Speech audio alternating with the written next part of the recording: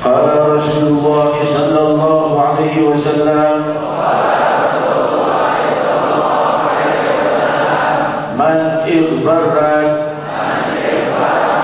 قدماه في سبيل الله حرمه الله على النار. رسول الله صلى الله عليه وسلم حديث صحيح رواه البخاري.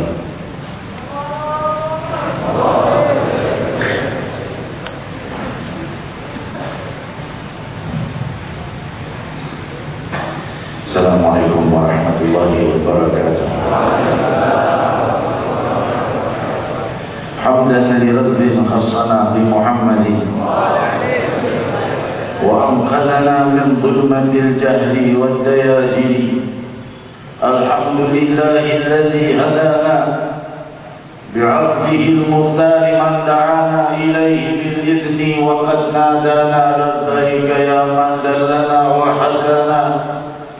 Sallallahu wasallam wa baraka alaihi wa ala alihi. Alhamdulillahi alladhi jama'ana fi hadzal mahdhar wa fi hadzal ijtima' liqa'an wajhi kehadirat Allah subhanahu wa ta'ala Maha Raja yang tunggal dan abadi, berjatuhan seluruh kekuasaan dan penguasa dan tetap Maha Abadi Allah Jalla wa Ala, Sang penguasa dari zaman ke zaman, sebelum terciptanya waktu dan zaman, sebelum berputarnya bulan dan matahari dan bumi, sebelum tercipta siang dan malam, dan sebelum tercipta seluruh kehidupan. Sang pemilik kehidupan menghamparkan bermiliar kehidupan yang selalu berganti dengan kematian mengikuti waktu dan zaman. Dialah Allah yang terlepas dari keterikatan dengan waktu dan zaman. Justru dialah Allah yang mengikat dan mengatur waktu dan zaman. Jalla wa ala subhanahu wa ta'ala yang maha luhur, terlepas dari keterikatan pada kebutuhan pada setiap makhluknya. Justru setiap makhluk yang hidup, disadari atau tidak disadari, terikat kepada Allah Jalla wa Ala. Tiada satu kehidupan yang lepas dari kekuasaan ilahi. Tiada satu kehidupan yang tidak dimiliki oleh Allah. Dan tiada pula satu jengkal bagian di langit atau di bumi yang bukan milik Allah Jalla wa Ala. Hadirin hadirat yang dimuliakan Allah, Maha suci Allah yang maha menguatkan jiwa hamba-hambanya dengan datangnya goncangan fitnah dan kerusakan akidah. Allah memilih hamba-hambanya dan menguatkan mereka, entah dengan pemikiran sendiri atau dengan nasihat, atau dengan melihat, atau dengan mempelajari. Allah menguatkan akidah mereka hingga tidak bisa terguncang dengan fitnah sebesar apapun. Telah mengalir fitnah dari zaman ke zaman kepada para nabi dan kepada para salihin, dan para nabi dan salihin tetap mulia dan diabadikan oleh Allah, dan para pembawa fitnah tenggelam di dalam kehinaan yang abadi jika mereka tidak bertaubat. Maha suci Allah yang maha menguatkan jiwa kita untuk tidak menyembah selain Allah. Maha suci Allah yang membuka kesempatan bagi para pendosa untuk mendekat kepada Allah. Maha suci Allah yang menghidupkan para ulama dan salihin menuntun kepada keluhuran. Fajazahumullah khairul jazaa. Doa dan munajat untuk para da'i Allah dan para salihin sepanjang waktu dan zaman. Hadirin hadirat yang dimuliakan Allah, demikian Allah subhanahu wa ta'ala menuntun untuk selalu berada di jalan keluhuran dan menjadikan para ulama sebagai wurrathun Nabi, sebagai para pewaris Nabi Muhammad sallallahu alaihi wasallam. Sebagaimana hadis riwayat Sahihul Bukhari, ulama warathatul anbiya, para ulama adalah pewaris para nabi. Maha suci Allah Subhanahu wa taala yang dengan memujinya terluhurkanlah jiwa, yang dengan memujinya semakin besar seorang hamba ingin memuji dan memuji Allah, semakin Allah buat keadaannya terpuji. Semakin dia memuji Allah, semakin dia buat hari-hari orang itu terpuji. Namun ketika seorang hamba lupa dari hal-hal yang indah di sisi Allah, maka dirisaukan kehidupannya jauh dari hal-hal yang terpuji. Demikian di dunia, demikian di akhirat. Memuji Allah adalah hal yang lazim dan hal yang pasti ada bagi mereka yang mendalami keagungan Ilahi.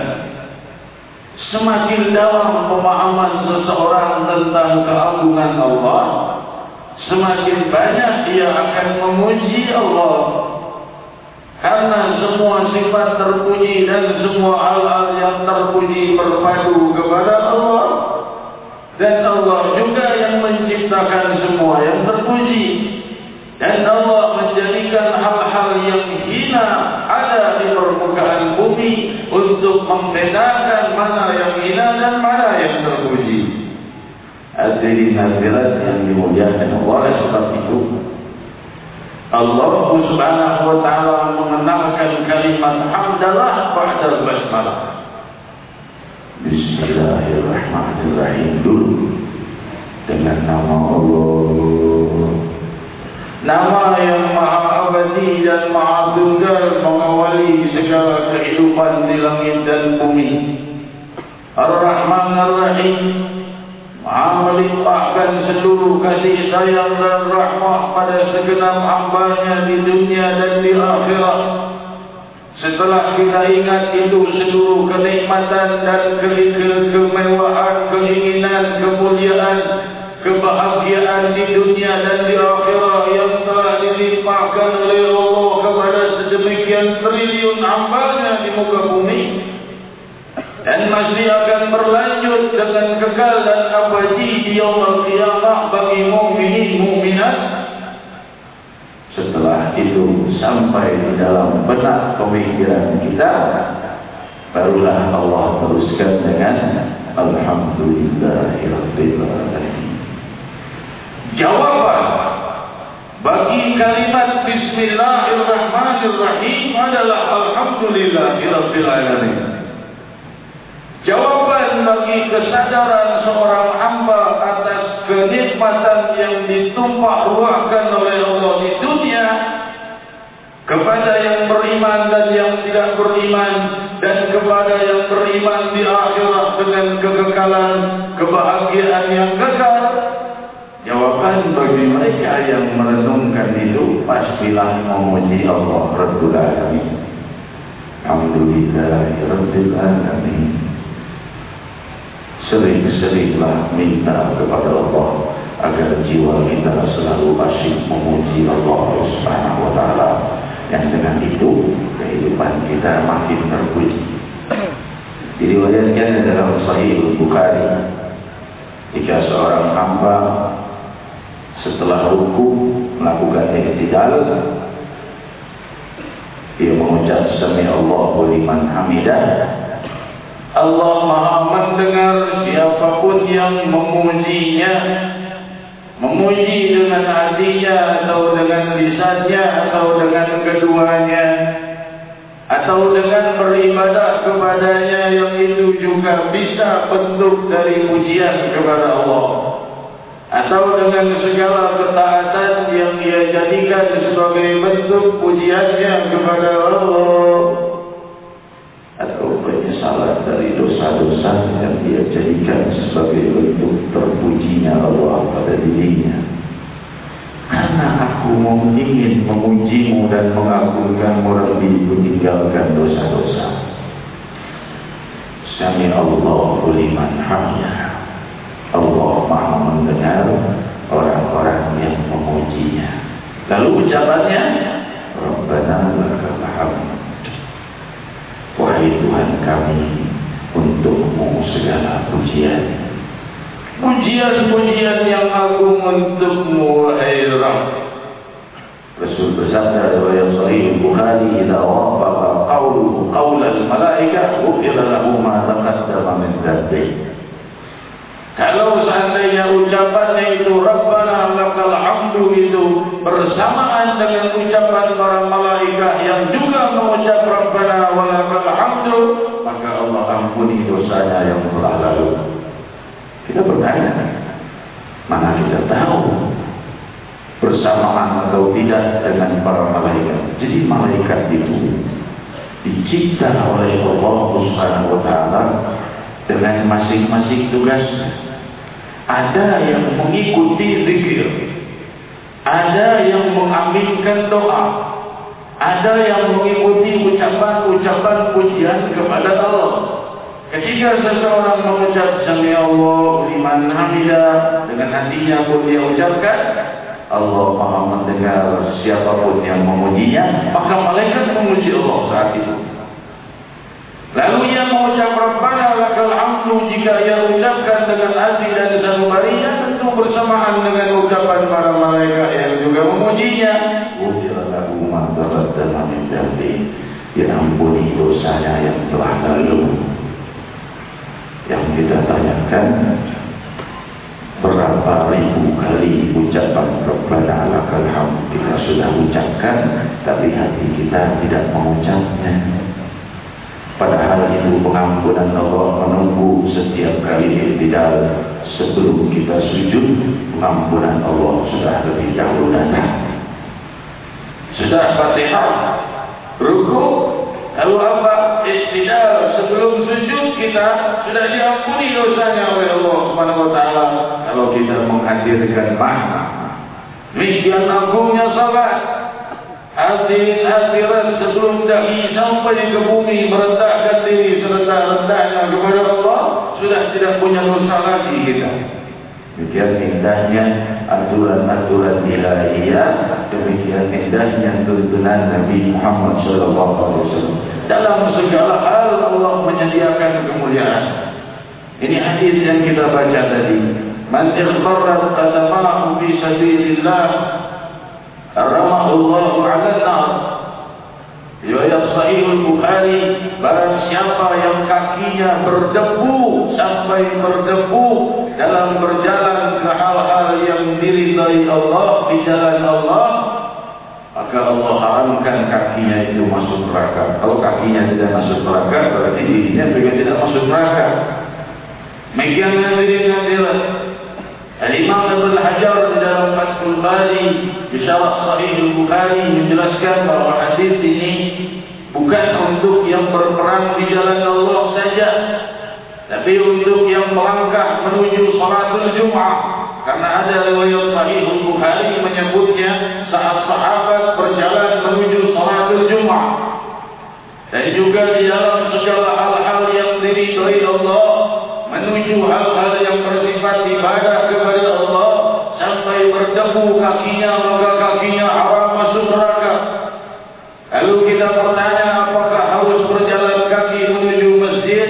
Tentu yang dimaksud bukanlah berjalan langkah-langkahnya, tapi lelah dan usaha untuk mencapai tempat yang diridhai Allah.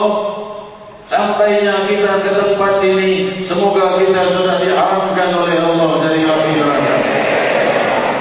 Demikian dahsyatnya rahmat ilahi. Cuma sayangnya setelah sebagian mereka kakinya diharamkan oleh Allah dari api neraka, mereka kembali melangkah pada hal-hal yang diridhai Allah, yang dimurkai Allah. Demikian keadaan manusia dalam siang dan malamnya, maka beruntunglah mereka yang selalu menuju tempat yang mulia. yang mengikuti sunnah sang Nabi, ini lebih mudah. Tempat yang mulia, majelis taklim, majelis fikir, masjid dan lain hal-hal seperti ini menuju di jalan Allah.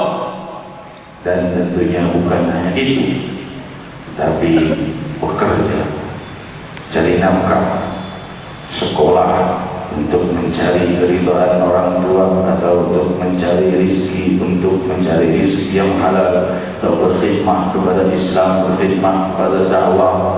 Saya kuliah itu saya tidak pernah lihat di hadis ada kuliah itu ibadah misalnya, dalam hatinya begitu. Tapi tentunya kalau niat kuliahnya adalah untuk menjadi ahli ekonomi atau ahli biologi atau ahli fisika yang islami, yang bisa mengalahkan mereka-mereka yang menghancurkan Islam, maka setiap langkahnya fisabilillah. Demikian pula bekerja, demikian pula berumah tangga, demikian pula dalam usaha. Jika niatnya baik, fa innamal kullu amal binniyat, innamal a'mal binniyat, wa innamal likulli imrin ma nawa. Getaran hati merubah suatu hal dari hina menjadi mulia atau sebaliknya. Jalan menuju majelis zikir, apa niatnya? Niatnya ibadah kepada Allah, maka ia mendapatkan kemuliaan ini. Jalan menuju majelis zikir untuk memfitnah orang lain, maka tentunya kembali kepada niatnya masing-masing. Demikian hadirin hadirat yang dimuliakan Allah. Dalam hal ini banyak juga ditanyakan kepada saya dalam membahas masalah melangkah menuju masjid, tentang hal yang disebut isbal. Ini sedang ramai mereka-mereka yang bekerja atau yang di internet atau yang di sekolah pertanyakan masalah ini.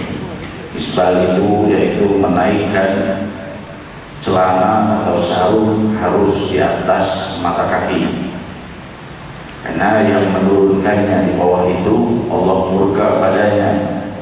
Hadis riwayat Imam Ahmad dan lainnya. Hadirin, jadi setiap kali kerja, setiap kali sholat, setiap kali apapun, pakaiannya harus di atas mata kaki. Ini pendapat keliru, karena bukan itu yang dimaksud oleh sang Nabi. Allah tidak mau melihat wajah orang-orang yang memanjangkan celananya atau sarungnya di bawah mata kaki. Itu hadisnya. Kalau sudah tidak dilihat oleh Allah, bagaimana mau masuk surga? Dilihat saja tidak, berarti lebih daripada murka. Allah tidak mau melihat mereka. Siapa mereka? Hal ini bukan yang dimaksud seperti yang disampaikan sekarang ini, karena ada hadis riwayat Sahihul Bukhari bahwa ketika Rasul berucap ini, berkata Abu Bakar As-Siddiq radhiyallahu anhu, "Ya Rasulullah, sarungku melebihi mata kakiku, jadi aku di antara mereka." Maka Rasul berkata, "Innaka la yusaminu." Kau bukan yang bersama mereka, orang-orang yang tidak dilihat Allah. Maka Imam Ibnu Hajar di dalam Fathul Bari di Syarah Sahih Bukhari menjelaskan hadis ini menjadi dalil bahwa memanjangkan celana atau sarung di bawah mata kaki tidak diharamkan oleh Allah dan tidak pula makruh. Karena yang dimaksud adalah untuk kesombongan. Jadi hadirin, di masa lalu, di masa Nabi SAW, orang kaya dan orang miskin itu bisa dibedakan dengan memanjangkan celana atau sarungnya atau tidak. Kalau orang miskin, fukara, buruh, orang-orang yang menengah ke bawah, pasti sarung atau celananya di atas mata kaki. Kenapa? Karena selalu jalan kaki. Kotor kalau seandainya panjang pakaiannya ke bawah lutut. Sebaliknya orang kaya memanjangkan celananya atau sarungnya di bawah mata kaki sebagai tanda bahwa dia hampir tidak pernah berjalan, selalu di atas permadani, selalu di atas kuda. Oleh sebab itu dipanjangkan celananya atau sarungnya sebagai tanda, "Nih aku orang kaya." Kira-kira begitu. Ini pengharaman dari Nabi Sallallahu Alaihi Wasallam. memunculkan hal-hal yang akan membuat menyombongkan kekayaannya atau menyombongkan hartanya atau menyombongkan dirinya bahwa dia bukan fuqara, dia orang kaya raya. Ini yang diharamkan. Jadi demikian dijelaskan oleh Imam Ibnu Hajar di dalam Fathul Bari. Buktinya Sayyidina Abu Bakar As-Siddiq memanjangkan pakaiannya, celananya atau sarungnya di bawah mata kaki, dan Rasul berkata, kau bukan dari golongan mereka yang tidak dilihat oleh Allah atau golongan yang dimurkai Allah. Jadi jelas sudah bahwa yang dimaksud adalah hatinya. Walaupun sarungnya dinaikkan sampai tengah-tengah di bawah lutut juga, kalau hatinya sombong, tetap saja Allah murka padanya. Demikian hadirin masalah isbal. Ini saya ditanyakan di internet, di email, di SMS, di surat, selalu bertanya.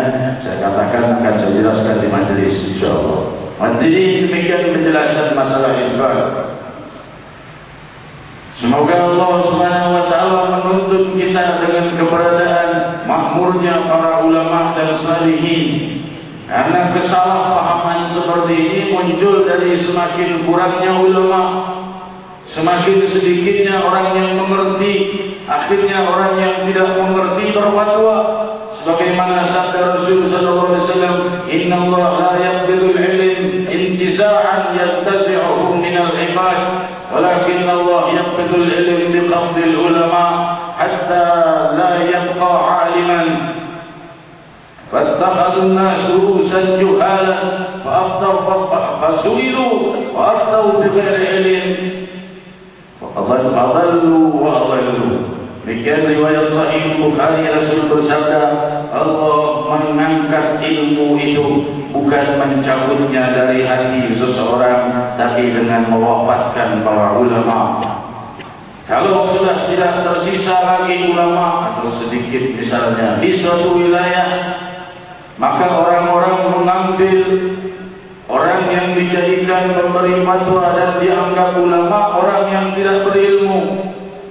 Fa'aftau bighairi ilm, ditanya mereka berfatwa tanpa ilmu, karena ilmunya cuma nukil di internet. Maka ia berfatwa tanpa ilmu, maka ia sesat dan menyesatkan. Hadis ini dimaksudkan bagi kita untuk membangkitkan kembali generasi ulama, menghidupkan lagi generasi ulama. Oleh sebab itu, alhamdulillah berkat doanya para habaib kita, di sini ada Habib Sofyan, Syekhan, Habib Mustafa Al-Abbas, para habaib kita, semoga pemuda semakin makmur dalam mencintai sunnah Muhammad. Sini ada ribuan pemuda, semoga di antara ribuan ini akan menjadi pengusaha yang sukses, ulama yang saleh, akan menjadi dai Allah, akan menjadi orang-orang yang naik di pemerintahan dengan membawa kemakmuran, keluhuran, keadilan. Semoga semua ini membawa manfaat bagi umat Nabi Muhammad sallallahu alaihi wasallam, masing-masing dengan jalan yang ditujukan oleh Allah menuju kebahagiaan dunia dan akhirat. Hadirin hadirat yang dimuliakan Allah. Dan para salihin mempunyai manzilah yang agung di sisi Allah. Beruntunglah mereka yang mencintai para salihin, dan rugilah mereka yang menjauh dari para salihin atau bahkan memusuhi para salihin. Diriwayatkan dalam Sahih Bukhari di dalam hadis qudsi, Allah Subhanahu wa taala berfirman, "Man 'ada li waliyan faqad azantuhu bil harb." Barang siapa yang memusuhi wali-waliku, aku mengumumkan perang kepadanya.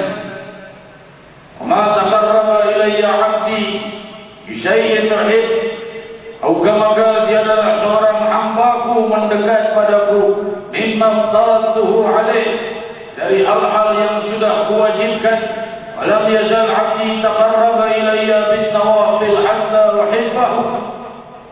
Dan tiada hamba-Ku berhenti dengan mengamalkan hal yang wajib saja, tapi ia terus mendekat padaku dengan hal-hal yang sunnah, hatta uhibbah, sampai aku mencintainya. Kalau sudah dicintai oleh Allah, kuntu sam'ahu alladhi yasma'u bih, wa basarahu alladhi yubsiru bih. Sampai akhirul hadis dijelaskan, wa in sa'alani la'utiyannah in ista'adzani ila u'idana.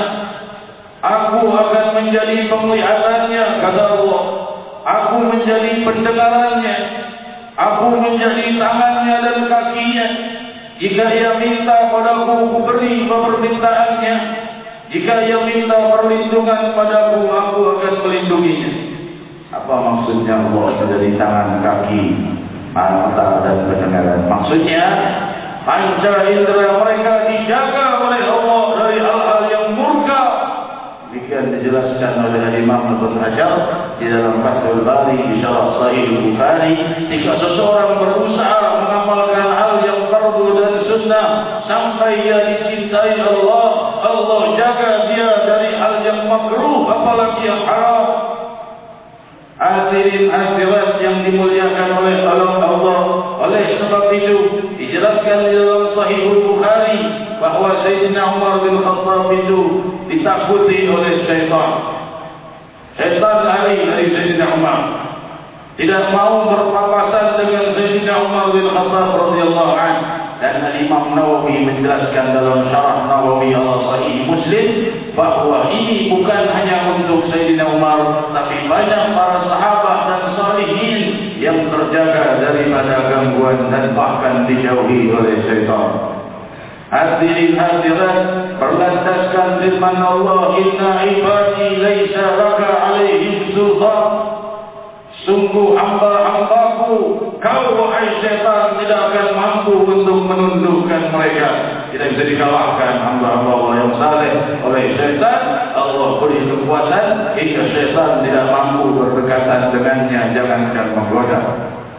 Hadirin hadirat, demikian Allah Subhanahu wa taala memuliakan mereka sehingga Rasul sallallahu alaihi wasallam menjelaskan dan mengajarkan pada kita untuk bersalam kepada hamba Allah yang saleh setiap kali salat. Setiap kali kita tahiyat membaca assalamu alayna wa ala ibadillahi shalihin. Rasul bersabda riwayat Sahih Bukhari, barang siapa yang mengucapkan kalimat itu di dalam salatnya, maka Allah sampaikan salamnya itu kepada seluruh hamba Allah yang saleh di sama'i wal ardh, di langit dan bumi. Allah sampaikan salam dari orang ini kepada semua hamba Allah yang saleh di langit dan bumi, yang hidup atau yang wafat. Salamnya sampai setiap kali kita salat. Kalau tahiyat mengucap assalamu alayna wa barakatullahi shalihin, salam sampai pada semua hamba Allah yang saleh. Ketahuannya di hari kiamat, hamba-hamba Allah yang saleh, kita jangan merasa tidak kenal dengan mereka. Saya tidak kenal dengan hamba yang saleh. Di hari kiamat bagaimana? Kau bersalam kepada semua hamba Allah yang saleh. Yaumul kiamat kita bakal hamba Allah yang saleh akan melihat ini. Kita dikenal karena selalu bersalam kepadanya. Makanya kalau mengucapkan salam itu, hadirkan hati kita. Assalamualaikum warahmatullahi wabarakatuh. Itu menjalin silaturahmi dengan seluruh hamba Allah yang saleh. Demikian tingginya derajat hamba Allah yang saleh di mata Allah. Sampai dalam salat pun kita mengucapkan salam kepada mereka, disampaikan pada seluruh hamba Allah yang saleh di langit dan bumi. Demikian lebih-lebih lagi tentunya salam sebelum kepada hamba yang saleh, kepada Sayyidina Muhammad sallallahu alaihi wasallam. Assalamualaikum ya Nabi wa rahmatullahi wa barakatuh. Dalam salat salam dulu kepada Nabi, salam dulu kepada salihin, baru dia mengucapkan syahadatain. Karena tidaklah seorang mengenal syahadatain kecuali dari Nabi Muhammad sallallahu alaihi wasallam dan daripada para salihin. Dan jadi mana orang bisa mengenal Islam kecuali datang dari Rasulnya Allah. Bukan Rasul Allah lebih muliakan daripada Allah. Buktinya Allah jadikan tahiyat salam pada Nabi dulu, baru salam pada salihin, baru syahadah. Bukan berarti Nabi dan para salihin lebih mulia dari Allah, kan? Tentunya kita mengenal Islam itu dari Nabi sallallahu alaihi wasallam dan dari para salihin ulama yang mengajari kita bisa kenal Islam. Demikian hadirin hadirat, baru sampai kepada keagungan asyhadu an la ilaha illallah wa asyhadu anna Muhammad Muhammadar Rasulullah. Setelah itu selesai? Belum. Tambah lagi salawat kepada Nabi Muhammad sallallahu alaihi wasallam. Mekian hadirin hadirat manzilatul Nabi sallallahu alaihi wasallam mubarak alaihi wa alihi. Dan berhati-hatilah bagi hamba-hamba Allah, kalau masih punya masalah dengan hamba Allah yang saleh, segera mundur. Karena Allah Subhanahu wa taala sudah mengumumkan perang padanya. Karena sebagaimana diriwayatkan dalam Sahih Bukhari, Sayyidina Sa'ad bin Abi Waqqas radhiyallahu anhu warḍah, yang ketika diberi tugas menjadi pemimpin oleh Sayyidina Umar bin Khattab di Kufah, pilih jadi pemimpin di situ. Menjadi amir salah satu dari kalau kita wilayah Kufah dipilih oleh Sayyidina Umar bin Khattab. Ada orang mengeluhkan ini, Sa'ad bin Abi Waqqas bin Adil, Allah Maha Pendengar yang Mulia Mulia dengan hatinya atau dengan lisannya atau dengan keluarnya atau dengan perkataan tidak mencabutmu dari kedudukanmu karena keluhan mereka, tapi karena hal lain. Sayyidina Umar tidak menjelaskan apa-apa. Maka Sayyidina Umar mengirimkan seorang untuk bertanya-tanya beberapa orang di Kufah. Ini Sa'ad bin Abi Waqqas seperti apa tingkahnya? Semua yang ditanya bilang dia baik, dia pemimpin yang adil, dia orang yang mulia. Dia semuanya memuji Sa'ad bin Abi Waqqas. Ketemu satu orang namanya Abu Sa'adah. Bagaimana Sa'ad bin Abi Waqqas? Penjahat, menipu, mengambil harta orang fukara, tidak adil, kata orang. Apa Sa'dah namanya? Sampaikan pada saat beliau sakit hati saat beliau. Kenapa? Bukan karena ia dibicarakan dirinya, tapi karena sebab itu Amirul Mukminin menjadi risau keadaannya dengan wilayah Kufah, padahal karena hanya satu orang. Saat Nabi Waqqas berdoa kepada Allah, wahai Allah, kalau seandainya aku dalam kebenaran, berikan pada ia kemiskinan dan panjangkan usianya dalam kesusahan, sebagai tanda bahwa orang-orang yang lain bahwa aku adalah orang yang pemimpin yang adil dan orang yang jujur. Jangan sampai orang termakan fitnahnya. Maka di saat itu hadirin hadirat yang dimuliakan Allah, riwayatkan dalam Sahih Bukhari bahwa Abu Sa'adah ini sampai usianya tua renta, sampai alisnya menutupi matanya dari lanjut usianya, dan dia dalam keadaan gila, dan dia dalam keadaan miskin. Setiap hari berlari-lari di jalan ke sana kemari. Kalau orang tanya, kenapa engkau ini seperti ini? Dia berkata, aku kualat karena doanya Sa'ad bin Abi Waqqas radhiyallahu anhu. Jadi hati-hati terhadap para salihin dan aulia.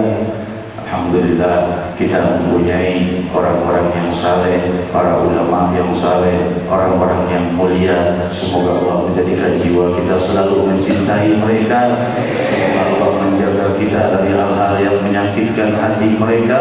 Dan lebih tidak lupa kami berdoa agar sampaikan salawat dan salam kami pada Nabi kami Muhammad sallallahu alaihi wasallam. Bila kami semua berkumpul di tempat ini, ya Rabbi, bermunajat kehadiranmu, meminta kepadamu segala kemuliaan yang kau limpahkan pada hamba-hambamu yang kau muliakan, dari kenikmatan dunia dan akhirat yang tidak membawa kami pada kemurkaan. Tambahkan pada kami kenikmatan di atas kenikmatan, singkirkan segala kesulitan kami ya Rahman ya Rahim. Dan kami berdoa agar kau datangkan hujan yang membawa rahmah, bukan hujan yang membawa musibah. Jauhkan dari kami hujan yang membawa musibah, jauhkan dari kami segala fitnah, dan redamlah segala fitnah yang muncul memecah belah muslimin. Rabbi, pecah belahkan musuh-musuh Islam yang menebar fitnah demi menghancurkan muslimin, demi menghancurkan Ahlus Sunnah wal Jamaah, demi menghancurkan para muhibbur Rasul. Rabbi, redamlah keadaan mereka, perbaikilah keadaan orang-orang yang jika mereka diperbaiki akan memperbaiki keadaan muslimin, dan celakakanlah keadaan orang-orang yang jika mereka tidak celaka mereka akan mencelakai muslimin. Ya Rahman ya Rahim. اللهم عافنا وارزقنا واحفظنا وانصرنا وفرج عنا والمسلمين. اللهم اكفنا واياهم جميعا شر مصائب الدنيا والدين. اللهم اصلحنا واصلح من في صلاحه صلاح المسلمين. اللهم لا تهلكنا واهلك من في هلاكه صلاح المسلمين. اللهم اسقنا الغيث والرحمه ولا تجعلنا من القانطين. اللهم ارضى واصرف عنا وعن المسلمين الاذى والبلاء والقحط والحمى والظلم وجميع انواع الفتن والمحن والامراض والاسقام ما ظهر منها وما بطن. وادفع اللهم عنا شر الطاغين والباغين والمعتدين والظالمين بما شئت عاجلا غير عاجل بعافية وسلامة برحمتك يا أرحم الراحمين. برحمتك يا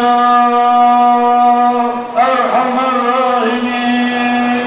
برحمتك يا أرحم الراحمين يا ذا الجلال والإكرام. وقولوا جميعا يا الله يا الله.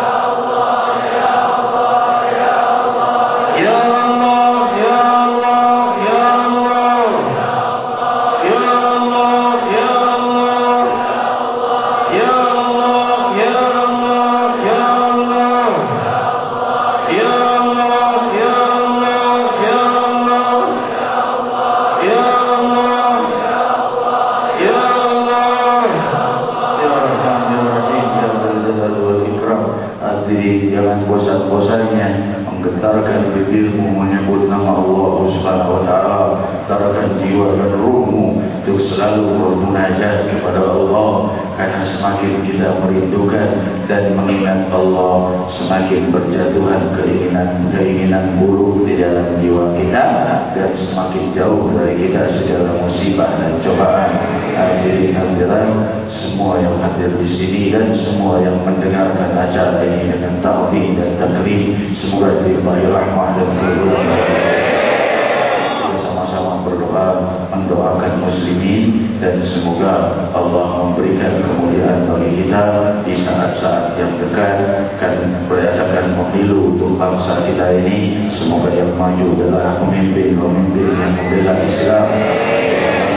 Semua calon yang akan naik, yang akan membela Islam, akan menegakkan kemuliaan Islam, yang mencintai Nabi Muhammad SAW dan membantu dakwah Nabi Muhammad SAW. Inilah doa yang diajarkan oleh guru mulia kita Al-Hafidh Al-Muslim Al-Habib Umar bin Habib. Kita bersama-sama melanjutkan doanya untuk keselamatan muslimin dan untuk naiknya pemimpin-pemimpin yang baik. Dan jika di antara mereka yang masih dalam banyak kekurangan, semoga dibenahi oleh Allah Subhanahu wa taala.